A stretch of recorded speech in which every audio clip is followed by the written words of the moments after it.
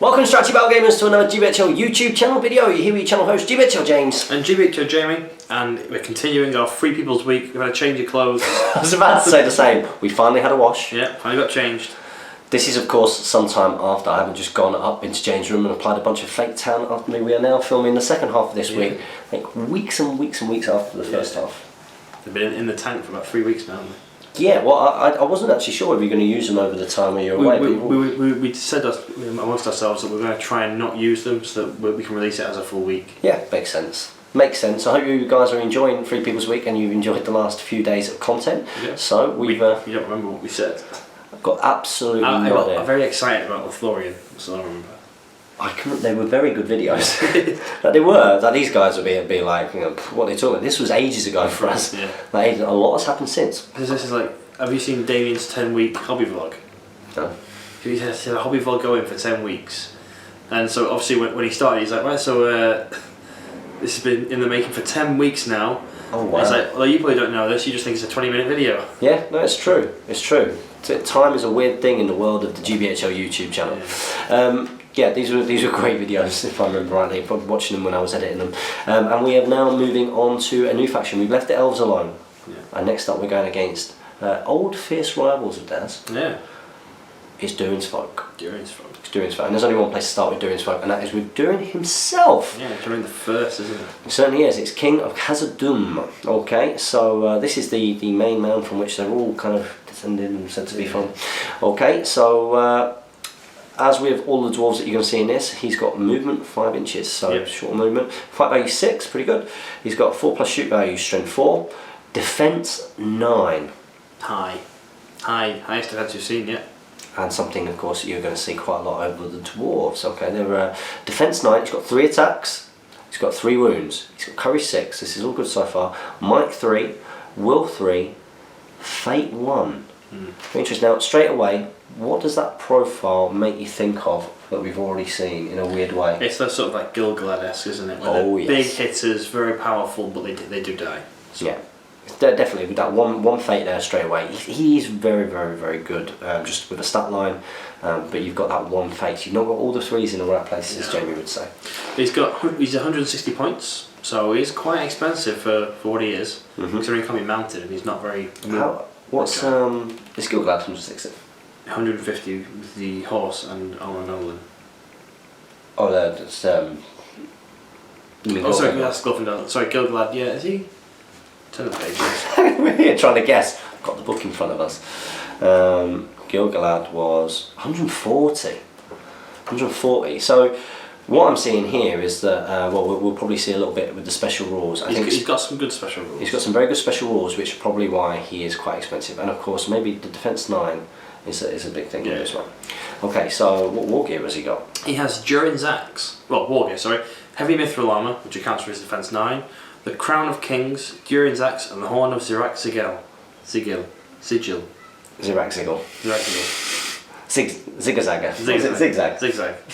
Horn of Zigzag. Zigzag horn. Was it Zig and Zag? Remember that? Yeah, was it the... Big Breakfast. Yeah.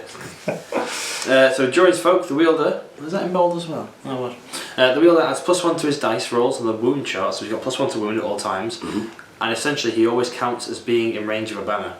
Wow. For himself. So that's really, really good. So essentially he gets 4 attacks to win the fight and then 3 with +1 to wound. Now that's very good. And obviously with it being an axe he can pierce and strike and not really risk his defence too much because he's defence 9. Yeah, which is a pretty good thing, especially early on while he's still got might. Well, he's still got might and still got wounds. Still got might, still got wounds. Not a bad call really, because you are going to kill things. But with +1 to wound, I mean you're going to be getting most things on 4s. 4s, 5s. Yeah, exactly. Not 5s, 4s. And he's also got the Crown of Kings. Now, Crown of Kings, if Durin suffers a wound, roll a d6. On the roll of a 6, the wound is ignored. Completely ignored. If this test is failed, Durin can still make use of his fate point as normal. So what's that like? Is that a fury? Like a fury. Personal fury. Yeah. And then he's also got the zigzag horn. Horn of Zigzag. This is a war horn and it makes him cause terror. Yeah, so he's really courage 7, because if he's alive he's courage 7. Yeah, he's really good. He is very good. He's really good. He's also got an option, hasn't he? Yep. If you include him in your force, you can upgrade Dwarf Warriors to Hearthguard for +2 points, and they essentially have Bodyguard to Durin. Wow. Yeah. Yeah, +2 points. Yeah, wow, that's really good. That's really, really good. So we look at that. So he's 160 points. He's a lot of points. You are probably only going to really see this guy 700 plus, I reckon. Yeah. Durin's a very, very good and very strong leader for the dwarves. However, we'll see when we compare him to the sort of 100-point heroes, he sort of loses out a little bit to them. Yeah. Because of his high points. You again, a recurring theme with all of our sourcebook reviews is this hierarchy of heroes that we talk about. Very, very tough to get him in, but if you can get him in, do. Even though you would say that his weakness is that one fate point, the fact that he's got this roll on 6 you can ignore, that's pretty good, like a bit of fury. And also the defense 9, I mean, what's strength 3 on defense 9s? That's 6s by 5s. Yeah. 6s by 5s. 6s by 5s. The sort of Durin and Dane both used to be very, very good heroes in Lord of the Rings era. Where these guys now really suffer is with Rend. Yes. Because they pay all these really, all the dwarves pay so many points for their defense value, and then Rend comes in and completely ignores it. Yeah. So that's the sort of where Durin and Dane and even Gimli used to just throw them in against a monster because it'd be 6s to wound them back. Now they'll go all 3s or Rend you. Yeah. So it and feels also like Piercing Strike as well. Yeah. Piercing Strike's another one. So there's quite a few things that can negate what you've paid a premium for. Yeah. Massively. So if you are going to use this guy in modern day Lord of the Rings, Hobbit, SBG, keep him with you against enemy heroes. Enemy heroes and troops. Yeah. Just keep him away from monsters and axes. Okay. So next up we have got Mardan. We've got Mardan, the sort of the what's his name, Sworn Protector of Durin. He's fight 5, strength 4, defense 7, 2 attacks, 2 wounds, courage 5, 3 might, 1 will, 1 fate. So he is 75 points. He's that sort of points level hero. Yeah, like a named captain. Named captain, yeah. Yeah. So he wears dwarf armor and wields Turzul. He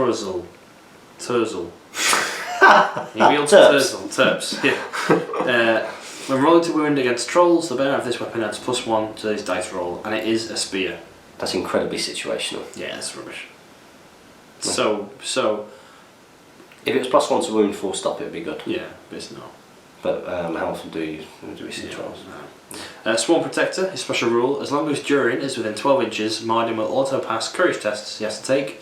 If Durin is slain or leaves the table, then Mardan reverts to his normal. And he is 75 points, which is it's on the lower end of the mid. Yeah, definitely. Yeah. Lower end of the mid, higher end of the low. Yeah, I would say. We don't usually see him though. No. Unfortunately. No, and I think one of his big letdowns here is, again, if you compare him to some of the other heroes, and the fact that he's only fight 5. And when you say compared to other dwarf heroes, he's only defense 7. Yeah, which is, as we're going to see, something which, when you've got your heroes, really you should be going a bit over that. Yeah. So very rare. Have any of you guys ever seen him on the battlefield? I've never seen him. I've seen him in friendly games, but never at tournaments. Yeah, no, never ever seen him myself. And now we're going to get to someone who actually we do see for various reasons. He is a very good hero, and you tend to see him included in most old dwarf armies, I would say. Durin's short list, yeah. Yeah, certainly do. It's Balin, son of Fundin. Yay, Balin! We do like Balin. So this is Balin. It even says here one of the most famous dwarves to hail from Erebor. Obviously a friend of Bilbo and Gandalf.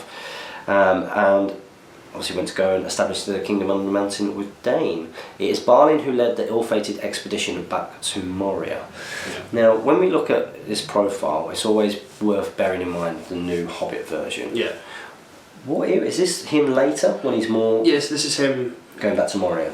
Essentially when he's retaken Moria. Yeah. And sort of at the height of him in Moria. Yeah. Okay, so as with all of the dwarves, it's movement 5. He's got fight value 6, 4 plus shoot value, strength 4, standard. Defense 8, which is good. 2 attacks, 2 wounds, courage 6, 3 might, 3 will, 1 fate. Yeah. Okay. War gear, he's got his heavy dwarf armour, hence the defense 8, which is big plus, defense 8. Yeah. Big plus. He's got a 2-handed axe and throwing axes. However, it's the next bit which is really This is different. him. So he can take Durin's axe. So remember Durin from earlier on? He can have that axe for 10 points. You are always going to do this. Yeah, you always take the axe. You know, you get Always. that +1 to wound suddenly, and he's essentially then got 3 attacks to win the fight. Certainly does. And Durin's axe has been pointed differently in this rulebook than it was from Legions of Middle-earth. Oh, really? In Legions of Middle-earth it used to be 20 points, because the sort of the conundrum in your head was between him and Gimli. When it was 20 points, it's like, but I can get Gimli for 5 points less. Yeah. And now it's 85, takes you to 85 points, you're like, oh, it's worth it because he's not Gimli yet. Yeah. Yeah. So what are his strengths and his weaknesses? Well, he's got good fight value. Yep. Good fight value for a hero. He's got a good defence. Again, I mean, this stuff here, the 2 attacks, 2 wounds. Yeah. But the fact that you've got that Durin's axe, I think, is the big key so thing. it's essentially 3 attacks to Yeah. win, and then two dice to wound is the same. Two strength 4 plus 1 dice is the same as 3 strength 4 against most things. Yeah. And such a vastly different profile to the new one. Oh yeah, definitely. It's the same in combat mode, basically. I really like Damien's conversion. Yes. Because I do like the new model. Yeah. I'd really like to see the Champion of Erebor version converted up with Durin's axe. Yeah, that'd be That'd be cool. good to see. That'd be really, really cool. So yeah, that's Balin. He's a star of the show in the Durin's folk list. And we've got another one here who's a bit of a star, and we do see a lot. I really like this character, Dane Ironfoot, King of Erebor. So don't think Billy Connolly at this point. No, this isn't riding your dwarf pig in. This isn't breaking news. No. And I So, doubt it will be by the time this comes out either. so Dane Ironfoot is fight 5. See, now, Dane is very, very old at this point in his life. To say how old he is, I think he's just really old at this point in his life.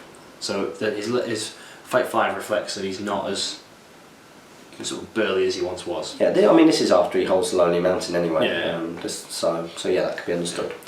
He's strength 4, defense 9, defense 9 again, 3 attacks, 3 wounds, courage 7, 3 might, 3 will, and 2 fate. Now that's solid. That's a very good stat line. He's 125 points as well, so he's a little bit expensive, but he's still achievable. And then he's got quite a lot of some of these axe names. So he wears heavy mithril armour, which brings him up to defense 9, which it changes quite a lot between all the names of the. Yeah, it does. There seems to be no consistency between what armour does what. Yeah, Dwarvish must be a horrible language to learn. Barazanthathul.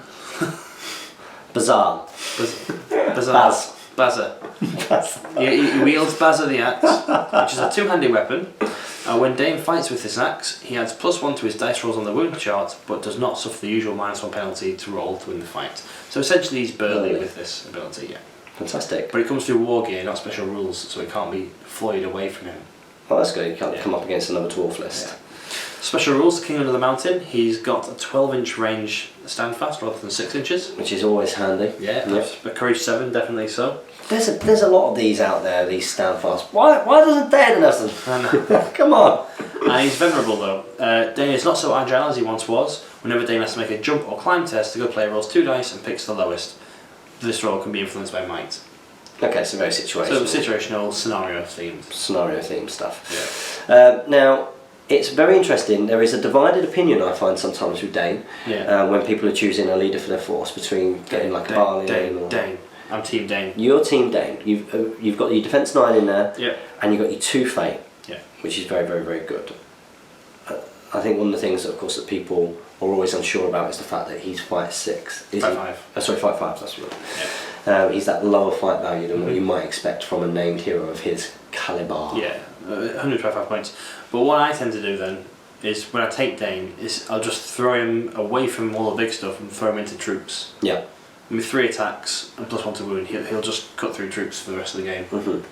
Now it might be a good time at this point to mention sort of how these heroes perform, compared to other heroes from other lists, and kind of a drawback I find or have found for dwarves, especially when I've been playing against them, is the fact that all of these old dwarves, not a single one of them can be mounted. That's correct, yeah. So they're all stuck with their movement 5, which is the sort of the real drawback for dwarves. Yeah. Which is why the defence is so high. It's to offset the slow. Yeah, so they are slow. It's very tough for them to get to where they need to be in the game, but they are pretty solid. Very dangerous over short distances. Dangerous over very, very short distances, about 5 inches. So next up, we've got a character that I love very much. Yeah, very great character, especially in the books. I really like him in the books. It's Gimli, son of Glóin. So it's the Gimli from the Fellowship. He is 90 points, which when you see his profile, I think is actually pretty good. It's fairly costed. Yeah. Movement 5, fight value 6, 4 plus shoot value, strength 4, defense 8, 2 attacks, 2 wounds, courage 6. Might, will and fate is 3, 2, 2. Yep. Very good. Nice and solid. He's got his heavy dwarf armour, hence defense 8. He's got 2-handed axe and he's got throwing axes as well. So he's got some throwing axes just for that extra attacks in going in. Yeah. Barlin's got them as well, which you neglected to mention earlier. Yeah. Or recognised earlier. Now he can take an elven cloak for 10 points. Yeah. I think it's worth it if you can get it. Just keeps him safe from magic and shooting that little bit longer. Yeah. And then he's got his special rules acts as a dwarf, which really gives him his buff, I think. Yeah. At the beginning of each fight, Gimli can choose to use either an axe in each hand, in which case he fights with 3 attacks. Yep. Or to use his 2-handed axe, in which case he has +1 to his dice rolls on the wound chart, but does not suffer the usual -1 penalty on the roll to win the fight. So like a burly. Yeah. Burly effectively he gets. I mainly see people choose the 3 attacks. Win the fight. Yeah. Oh, near enough always. Yeah. Win the fight, you don't get hit. Yeah. It's that sort of mentality.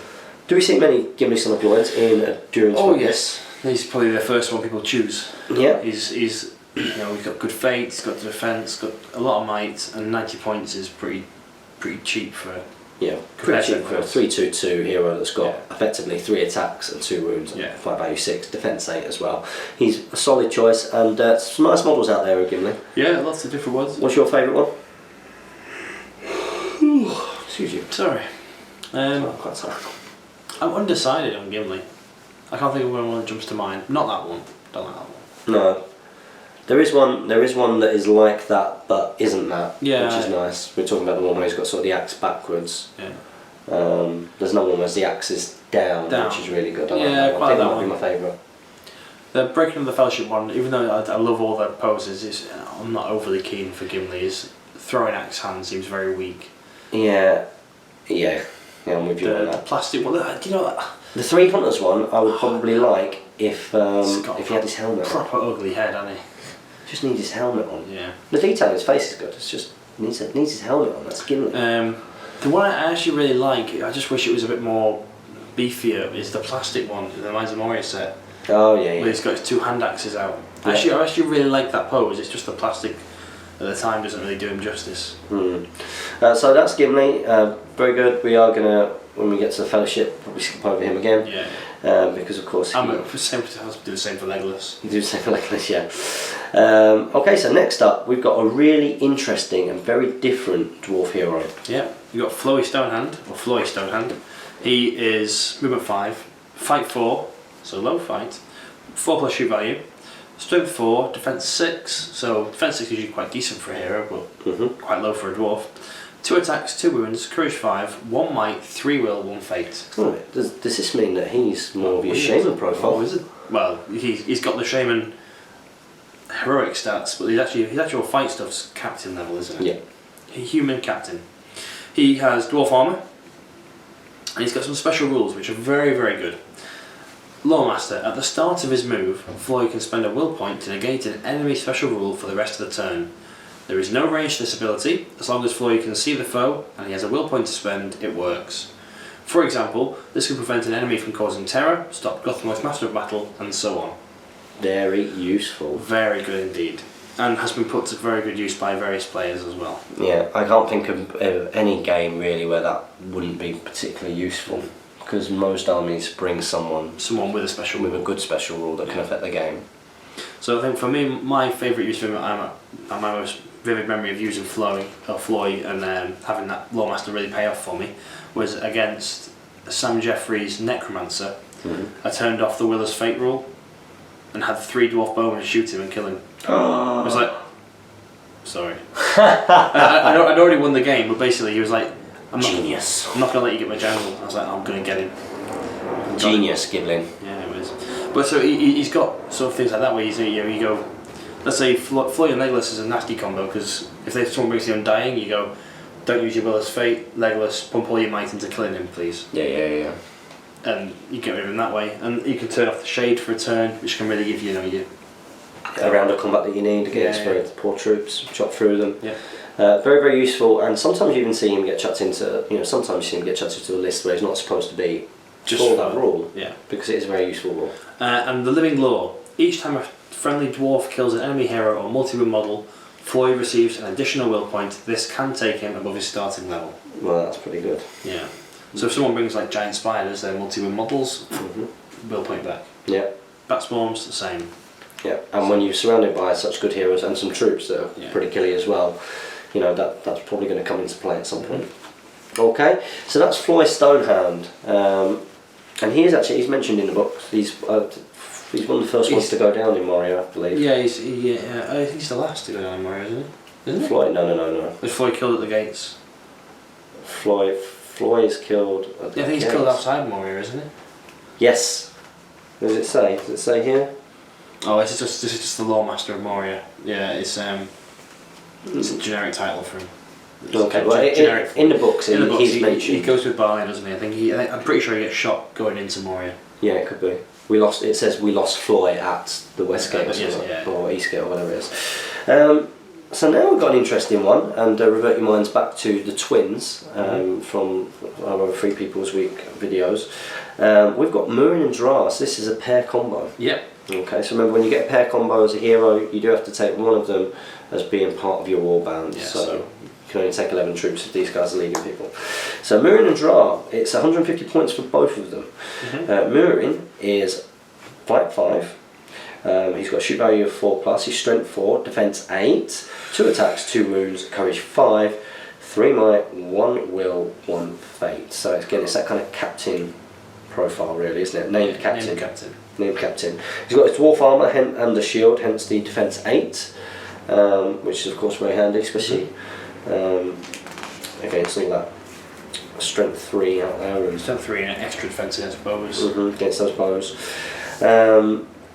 You've also got Cal. Single syllable word. Yeah. The sword Cal allows Miriam to re-roll any wound rolls made against orcs, goblins, and Uruk-hai.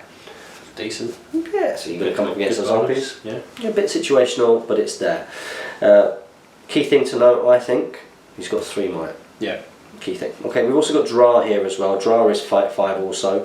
He's strength 4. He's got 1 less defense. He's defense 7, 2 attacks, 2 wounds, courage 5, exactly the same as Nurin, and 3 might, 1 will, 1 fate, exactly the same as Nurin. He comes with Dwarf Eye. He doesn't have a shield, and he's got a Dwarf Bow. Okay, so this is why he's 1 less defense. He's got Expert Shot. Yep. So he can shoot twice in the shoot phase, exactly the same as Vrasku and Haldir. Yes, yeah. Now before we go on to the options, straight away, 6 might, 150 points. It's good, but there are buts. If you split it evenly, 75 points for each of them, you could take Mardan and Balin for 75 points each. They're both probably going to do a bit more killing than those two will. Yeah. They both got fight 6. Oh, you sleeping? you like him, don't you? You like him. Yeah. We've got Bilbo down there. Bilbo is here. He is. The dog from Speak for Any Question. Bilbo, the bravest little puppy of them all. Bilbo. Yeah, that's where these guys fall down a little bit. However, they do have an option, which I know a lot of people I like this. If your army includes Miriam and Dra, you can upgrade any number of Dwarf Warriors or Dwarf Rangers to Iron Hills Veterans at a cost of 2 points per model. Iron Hills Veterans have strength 4. So what that means is that you can upgrade your Dwarf Warrior to an Iron Hill Veteran with shield, and there'll be defense 7, strength 4, which you will get from a Hazzard Guard. And that's what you really want from a Hazzard Guard, is the defense 7, strength 4. And you retain the ability to shield.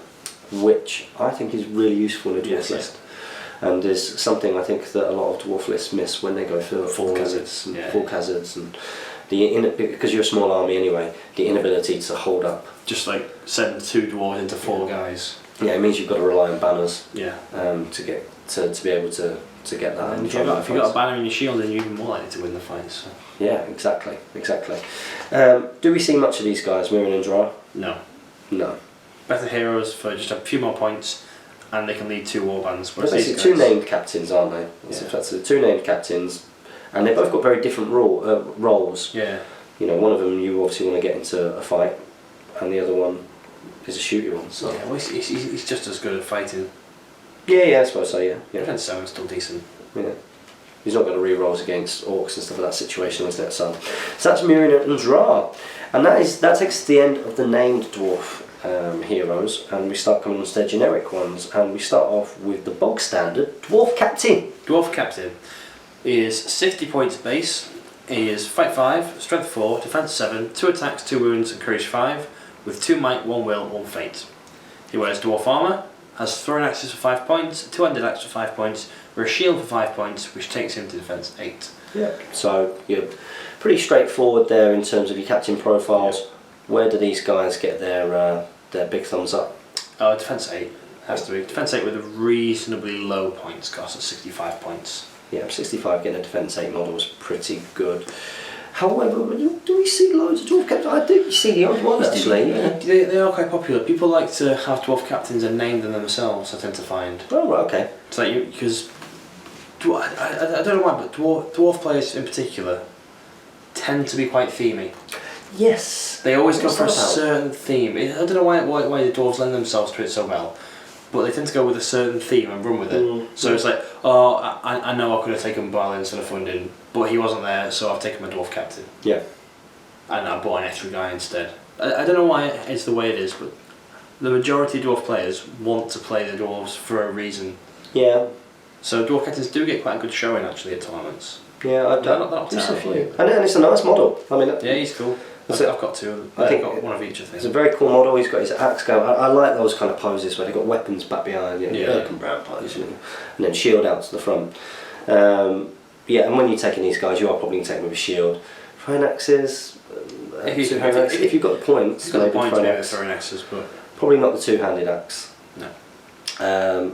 So he's the first unnamed one, but then they do have the option for the next one, which is pretty good. Yeah, the Dwarf King. So the Dwarf King, he is higher flight value than Dwarf Captain. Yeah. So immediately he goes up to 6, which is a big plus. 5-6, very good. Yep, Strength 4, Defense 8, 2 attacks, 2 wounds, Courage 6, so 1 more than the Captain, and he's Might, Will, Fate 2-2-1. And this is for 15 points more. So what's he gaining? You're gaining the Courage, the Will, and the Fight value. So there's your 15. Yeah, 5 points for each. 5 points pop. Yeah. And they've got the option to take for an axe for 5 points or a 2-handed axe. So they have lost the shield. But they've gained it in defence, doesn't it? But they've gained a defence, yeah, they've gained defence, just that they won't be able to shield if they needed to. Dwarf Kings, I think that's a pretty good profile. It's a good profile. But for what is it, 75 points. There's better named ones, and I actually think the captain does that role better with the shield, because then he can shield. Yeah. And yes, man, we fight 6, but I've got 4 dice. Yeah. I think you take a dwarf captain before you take a dwarf king. And typically, if you're taking one of the named heroes, you don't want a dwarf king there. You'd want someone. You'd probably have the named person as the most respected. I would think so. Yeah, I think it's always an interesting one, especially if you're just getting into the game and you're looking through the source book. Sometimes you can have a look and you think, well, why would I take the captain of this when I can take the king of this? King of Gondor list and stuff like that. But that's a good example. King men. That's really good. Outstrips the captain there. That was a bad example, but you know what I mean. You look at it, and in this case, the captain's got that bit more to him. Yeah, I think this thing about having a shield comes up again because of the type of army you're going to have, which we'll probably come on to and discuss more when we get to talking about the troops, I reckon. Yeah. Okay, so next up, really interesting one, so I think we should do this. We've got the shield bearer. Yeah, shield bearer. So he is 60 points, so very cheap. Same as the captain. Yeah, same as the captain. Fight 5, Strength 4, Defense 8, 2 attacks, 2 wounds, Courage 4, 1 might, no will, no fate. What an interesting profile. So 2 wounds and he's gone. He carries dwarf armour and a shield. He's got a special rule, lead by example. Dwarven warriors and heroes within 12 inches of a shield bearer reroll failed courage tests. Okay, that's pretty good. So the dwarves tend to be courage 4. Courage 4 base. Yeah, so that's handy. So pretty decent. And then his other rule, the big one that you will take him for, is in defence of the king. At the start of the game, nominate a single dwarf hero for the shield bearer to protect. If at the start of the fight phase, the shield bearer is within 3 inches of the protected hero, and that hero is in base contact with one or more enemy models, the shield bearer must immediately call a heroic combat without expending any might. It's free heroic combats. However, the shield bearer must use the free move to reach the protected hero's fight if possible. If you have more than one shield bearer, each may protect a different hero if you wish, just make sure it's absolutely clear to your opponent.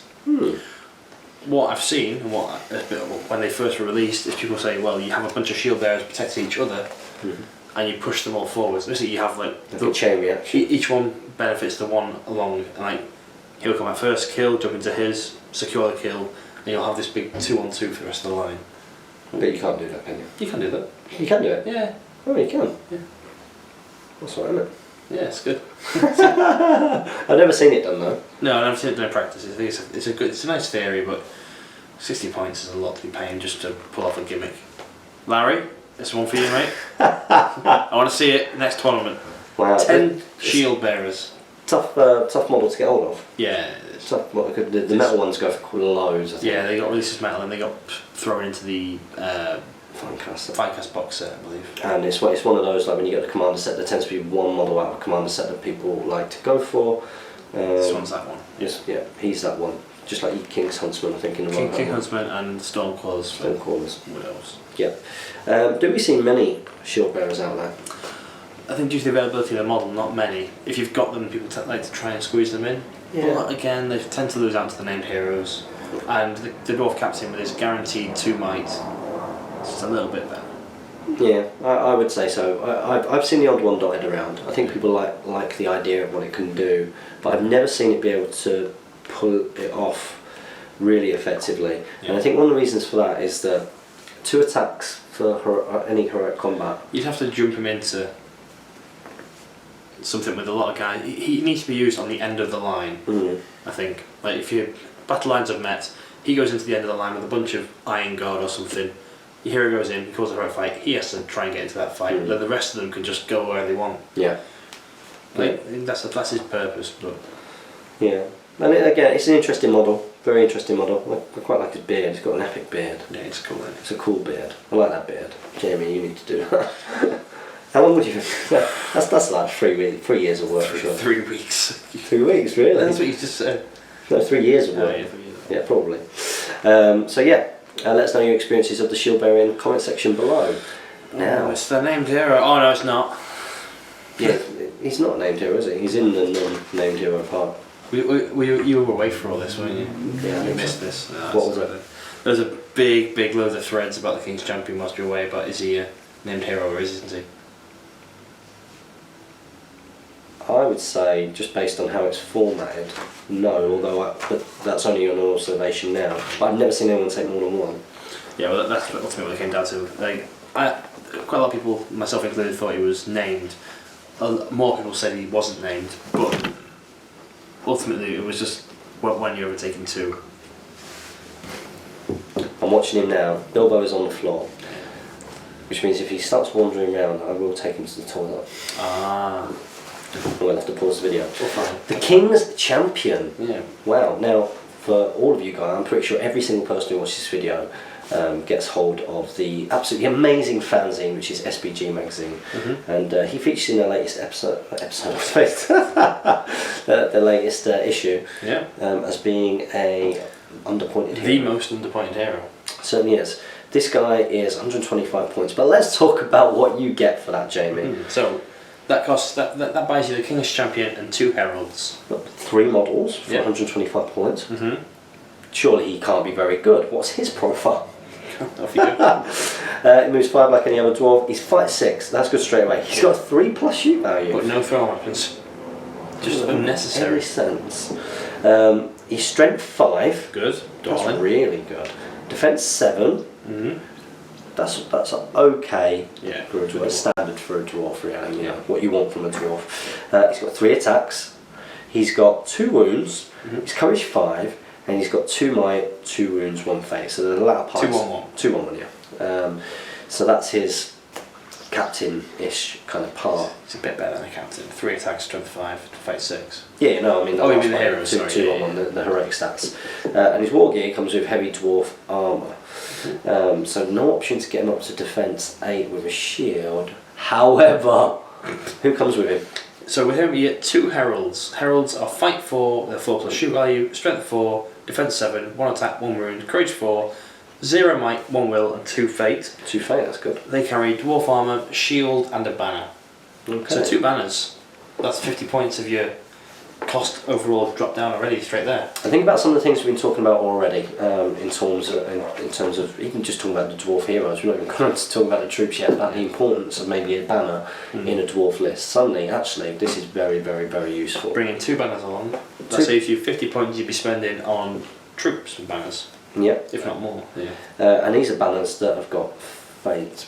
Whether you'd be using them for them or not is another thing. Let's talk about special rules, which is where this profile or group of profiles comes into its own.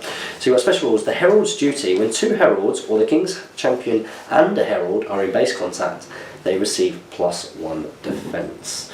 If 2 heralds and the king's champion are all in base contact with another, they instead receive +2 defence. Well, that's your defence 8 and your defence 9 straight away. So they can reach defence 9 and they can reach defence 8. That is very useful. Yeah. Just for being in base contact with each other. Brilliant. And that's kind of like, in my mind, that's kind of like your shield wall kind of rule. Yeah, so that they're on either side of him, block in, open it up, let him attack, go back in. Yeah, that was good. You'd make a really good extra on hit series Vikings. Yeah. You're very good at it. You practiced that in front of a mirror. It was good. I liked it. So that's great. Yeah. In fact, they've got to be in base contact, and they get that huge buff. So then we've got the lifeguard. If the king's champion is wounded, either herald may expend his own fate points on the champion's behalf as long as they are in base contact. Note that a herald may not actually suffer wounds on the king's champion's behalf, only expend fate points. Well, straight away, because if you look at that king's champion profile like so, you would say, what's his weaknesses? It's his heroic stats. But he essentially goes up to 2 might, 1 will, 5 fate. Oh! 5 fate with potentially defence 9. Yeah, no. Wow. Crazy, isn't it? Ridiculous. He's very good. It almost should be named and only have one of them. Yeah, for the type of profile it is. Yeah. And in fact, he's called the King's Champion. He's not. It's King's Champion. Scroll down a little bit. Oh. Which one do you use? Yeah. You can see the ambiguity. That's why the ambiguity was in. That's why it was myself who raised the question with Damien. He put it in, and then it was challenged. Okay. He put it in that it was named. Yeah. Basically, because in the Games Workshop FAQ, their general FAQ, they say some heroes are named, but don't have the in front of them when they clearly should have, such as King of the Dead. Yeah. Balrog, Spider Queen. Should these be the? And I only take one. They say yes. This applies to these 3 heroes and others as well. Oh, what? I know. So it's like what? So they didn't make a definitive list. You so can't do that. So it's like, right, the King's Champion. Then, is he then because of that named hero? So I asked Damien. Damien said, well, that logic makes sense. Put it in. And everyone said, oh, don't be ridiculous. There are multiple kings. You can have multiple kings, champions of kings. You can see the ambiguity, and also from the ordering of. Yeah, that was the other thing. But then simply, there's another one there. Another, like Gildor appears at the very end after all of them, so the structuring doesn't actually. I'm taking out. Yeah. Okay, we are back, and the dog hasn't done his business, No. so we might have to do it again. Okay, so we're talking about King's Champion. Yeah, we've been talking about. We just discussed the 2 of them. They are unnamed. Mm-hmm. I think we pretty much wrapped up. Yeah, I think key things to sort of add is, do we see many of him, and is he effective in the game? Yes and yes. Yeah. I think King's Champion. I think people like King's Champion. I think people like the model as well. He is a cool model. He looks angry and scary. He looks like what I think Dane should look like. He does, yeah. He's got the mohawk. He's looking beastly. Yeah, but even pre-Hobbit, I Oh, always looked at him and thought, Dane, in my mind, it's a very, very cool looking model. If you can get one of these guys in metal, then you're doing quite well. Yeah. So it's a nice one to have, and even the heralds are quite nice. Yeah. Really, really nice. Who was it? It's JT, isn't it? Who swapped the axes and shields round. Yes, he So did. that the King's champion has got 2 shields and his heralds are. Yeah, it's interesting. Yeah. I think it's because he's got 2 King's champions. He has one that is shield champion, one's axe champion. Oh, really? Oh, that's quite a cool little theme. Scumbag. Why would you take 2 of them? Oh, yeah, so what you mean? So Settling. something like that. Better drink it quick. Drink it quick. It looks like some kind of, it's fresh, that's why. Kind of fresh thing. Yeah. Bits. Show the bits off. Is he competitive? Yes, he is competitive. Looks lovely. I wouldn't drink it. He is pretty quick, competitive, and he is one of those underpointed ones. And what was the top 3 of that? You had him, followed by Oakenbrand. Oakenbrand was up there, yeah. Third, I think. I can't remember who came in second. It wasn't like Garn or something, was it? Might have been. Might have been Gamma again. So yeah, that will bring us to the end of our discussion on the Dwarven Heroes. We hope you enjoyed this video. How long was it? Over half an hour. Probably. Yeah, lots of heroes. Which does mean that the next video is going to be about the Warriors of Durin's folk. The 1, Dwarven. 2, 3, 4, 5, 6 of them. 7 of them. No, 6 of them.